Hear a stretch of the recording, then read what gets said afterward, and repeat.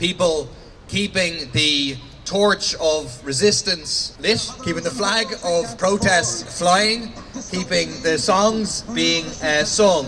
And Martin has played that role over the past 3 years, when there's been a decline, I think, in the levels of activism that we need on the issue of housing, when there's been a spread of a sense of powerlessness amongst ordinary people, and that has, created some of the kind of political atmosphere whereby far-right extremists are able to come into that, to prey on people's sense of powerlessness, to say you're not going to be able to stand up to the people in there, you're not going to be able to stand up to the corporate landlords, the private developers who run and own the housing market, who profit from it, who are responsible from this crisis. So instead you should kick down on the people who have even less, on asylum seekers, on people of colour, on migrants and so on.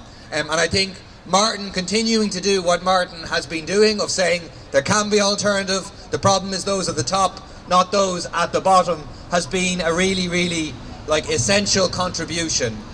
Like Owen, I'm now hopeful that it looks like the forces are coming together to have significant street mobilisations, to give people the chance to join Martin in their thousands on hopefully a weekday outside the Dáil in the next number of weeks, and then hopefully a major Saturday protest in Dublin after that. I think that is what is desperately needed, to put pressure on the government and to give people a sense of hope, again, that things can be fundamentally different. The last thing I'll say, because I think what Martin has, one of the aspects that Martin has focused on is everyone should have a home, but also dereliction is a crime. And we had a really, really incredible example of this during the week, whereby perfectly good homes, quite beautiful homes actually, allowed to go into dereliction over years and years and years of neglect.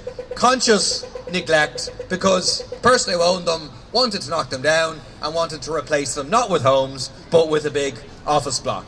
And then at the start of this week, those homes beside the canal actually fell down. Such was the level of neglect. And who owned these homes? The Construction Industry Federation, the lobbyist for the builders in this country.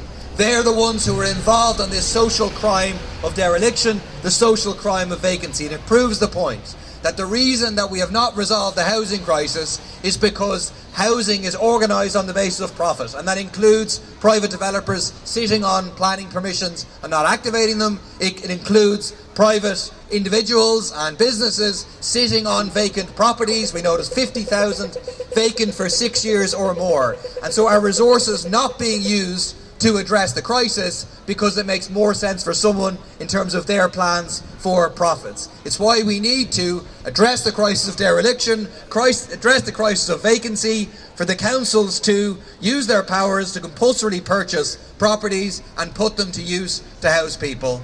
Fair play to Martin. The money minds get richer and the poor just fade into hovels and holes they can't afford.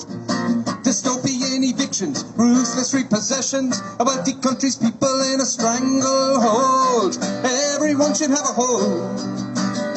Everyone should have a home. In this world, in this life, it's a basic human right to have a dignified place you call your own.